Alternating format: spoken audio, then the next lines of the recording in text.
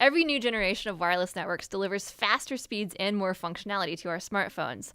1G brought us the very first cell phones, 2G let us text for the first time, 3G brought us online, and 4G delivered the speeds that we enjoy today.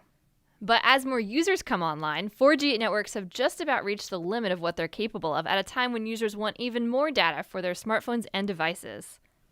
Now we're headed toward 5G, the next generation of wireless. It will be able to handle 1,000 times more traffic than today's networks, and it'll be up to 10 times faster than 4G LTE.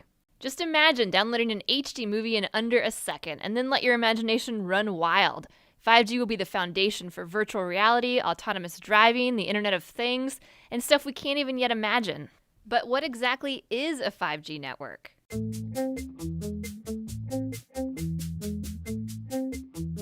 The truth is, experts can't tell us what 5G actually is because they don't even know yet. But right now, there are 5 brand new technologies emerging as the foundation of 5G.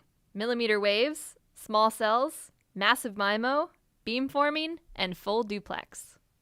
First up, technology number 1, millimeter waves. Your smartphone and other electronic devices in your home use very specific frequencies on the radio frequency spectrum, typically those under 6 gigahertz. But these frequencies are starting to get more crowded. Carriers can only squeeze so many bits of data on the same amount of radio frequency spectrum. As more devices come online, we're going to start to see slower service and more dropped connections. The solution is to open up some new real estate. So researchers are experimenting with broadcasting on shorter millimeter waves, those that fall between 30 and 300 gigahertz. This section of spectrum has never been used before for mobile devices, and opening it up means more bandwidth for everyone. But there is a catch. Millimeter waves can't travel well through buildings or other obstacles, and they tend to be absorbed by plants and rain. To get around this problem, we'll need technology number 2, small cell networks. Today's wireless networks rely on large, high-powered cell towers to broadcast their signals over long distances. But remember, higher frequency millimeter waves have a harder time traveling through obstacles, which means if you move behind one, you lose your signal. Small cell networks would solve that problem, using thousands of low-power mini base stations. These base stations would be much closer together than traditional towers, forming a sort of relay team to transmit signals around obstacles. This would be especially useful in cities. As a user moved behind an obstacle, his smartphone would automatically switch to a new base station in better range of his device, allowing him to keep his connection. Next up, technology number 3, massive MIMO. MIMO stands for multiple input, multiple output. Today's 4G base stations have about a dozen ports for antennas that handle all cellular traffic. But massive MIMO base stations can support about 100 ports. This could increase the capacity of today's networks by a factor of 22 or more.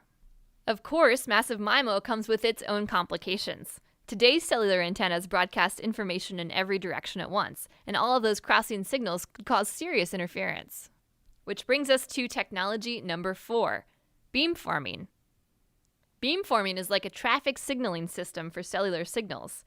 Instead of broadcasting in every direction, it would allow a base station to send a focused stream of data to a specific user. This precision prevents interference, and it's way more efficient. That means stations could handle more incoming and outgoing data streams at once. Here's how it works. Say you're in a cluster of buildings and you're trying to make a phone call. Your signal is ricocheting off of surrounding buildings and crisscrossing with other signals from users in the area. A massive MIMO base station receives all of these signals and keeps track of the timing and the direction of their arrival. It then uses signal processing algorithms to triangulate exactly where each signal is coming from and plots the best transmission route back through the air to each phone. Sometimes it'll even bounce individual packets of data in different directions, off of buildings or other objects to keep signals from interfering with each other. The result is a coherent data stream sent only to you. Which brings us to technology number 5, full duplex. If you've ever used a walkie-talkie, you know that in order to communicate, you have to take turns talking and listening. That's kind of a drag. Today's cellular base stations have that exact same holdup. A basic antenna can only do one job at a time, either transmit or receive. This is because of a principle called reciprocity, which is the tendency for radio waves to travel both forward and backward along the same frequency. To understand this, it helps to think of a wave like a train loaded up with data. The frequency it's traveling on is like the train track. And if there's a second train trying to go in the opposite direction on the same track, you're going to get some interference. Up until now, the solution has been to have the trains take turns, or to put all the trains on different tracks or frequencies. But you can make things a lot more efficient by working around reciprocity. Researchers have used silicon transistors to create high-speed switches that halt the backward roll of these waves. It's kind of like a signaling system that can momentarily reroute two trains so that they can get past each other. That means there's a lot more getting done on each track a whole lot faster. We're still working out many of the kinks with millimeter waves, small cell networks, massive MIMO, beamforming, and full duplex. In fact, all of 5G is still a work in progress. It will likely include other new technologies too, and making all of these systems work together will be a whole other challenge. But if experts can figure that out, ultra-fast 5G service could arrive in the next 5 years.